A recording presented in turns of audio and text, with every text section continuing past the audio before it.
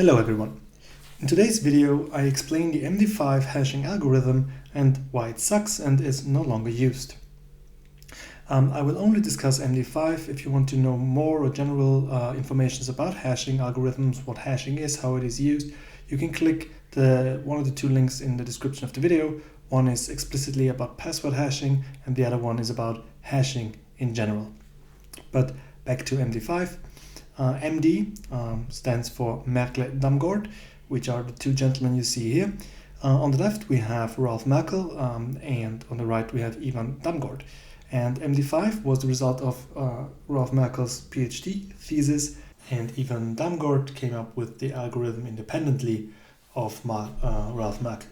So what happens, MD5 is a digest algorithm, and what a digest algorithm does is we take a file which we want to hash and we split it up into even blocks, so blocks of equal size. And then we apply a hashing function to it.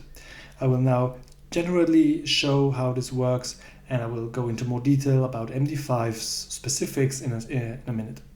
So we have our blocks. In this case we have 9 blocks of data of equal size, and what happens is I send this to the hashing function, which does something. I will show in a little bit more detail what MD5 does later, but let's just now assume it does something with this and it hashes it, so it produces a digest. This digest gets sent back and along with the next block gets processed until all the blocks are being processed. Now what exactly happens in this function is for the moment not so important, but what's important is that every block actually influences the outcome. So if we have the last block of the file here and now it gets mangled or mixed with the previous block, well with the previous digest rather, then the resulting hash value here depends on all previous blocks. Meaning if you change a single bit in any of the previous blocks, which means in any position of the original file, this hash value will also change. Now, how does MD5 handle this? Well, first of all, the original file gets padded so that the file size becomes a multiple of 512. Padding means we just add bits, usually 0 bits at the end of the file, so in order to get this multiple of 512. Why? Because we separate it into n blocks of each of size 512 bits. So now we have all these blocks. In our example we again have 9. It is obvious in practice these are much more blocks.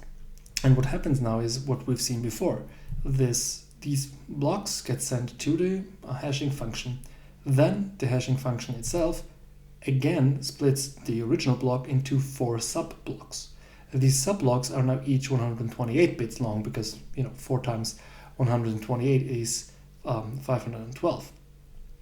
Now these 4 blocks get mixed and shuffled around, and finally the previous hash value from the previous block gets added also. Now if we are on round 1, we don't have a previous hash value obviously, then we take a 128-bit constant, but only for the first block. The rest is as we've seen before, that the output, so the digest, gets digested and shuffled and mixed together with these 4 blocks resulting from the block that's being digested. So we are mixing it up again, and finally we have the result, our digest, which then gets fed again to the next block. So if we assume that this was the last block, we now have our final hash value of 512 bits. So why does MD5 suck now, or rather why it is no longer used? You've probably noticed that MD5 is not used for password storing anymore. We have far better hashing algorithms, SHA-512, even SHA-256. All of them are better than MD5. And the reason why we don't use MD5 anymore is because back in 2004, so that's almost 20 years ago now, researchers were able to find, or to fabricate rather, a collision. Meaning If you watch the videos on hash functions before you watch this video, you know what a collision is, and I will not go into detail. It just means that you find two files or two inputs which result in the same hash output, which is obviously a huge problem because hashes are there to ensure integrity or even to see whether two passwords are the same. So if you find a hash value of a given value that is not the original value, then that's a problem. But again, if you want to know more about this, please watch the video on hashing. Just to summarize, MD5's pre-image resistance is basically there. There are theoretical attacks, but not really practical.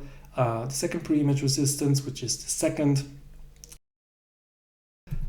this is still there, but the collision resistance, which is the strongest attribute, is broken. Again, if you want to know more about these terms and what they mean, please watch the video on hashing. And for now, I will conclude this video. Thank you very much for watching. If you want to know why any other technology is outdated and why it's no longer used, or as we've said in this series, why it sucks, please let me know in the comments, and I'll look into it and make a video about it. But for now, if you learned something, if you liked the video on YouTube, subscribe to the channel, and I'll see you in the next video.